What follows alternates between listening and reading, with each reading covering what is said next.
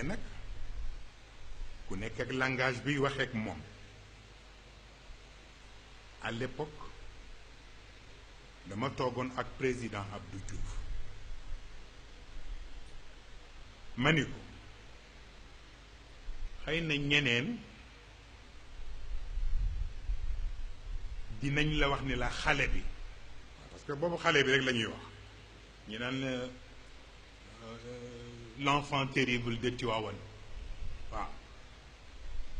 man ko ñeneen dinañ la wax ni la xale bi dafa doy waar wala xale bi dafa yëgul nit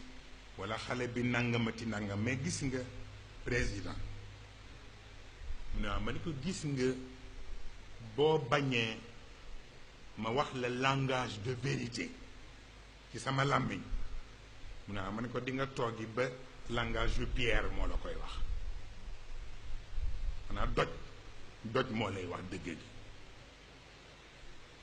ku nanguwul nit wax la dëgg ci làmmiñam di nga toog ba xeer wax la dëgg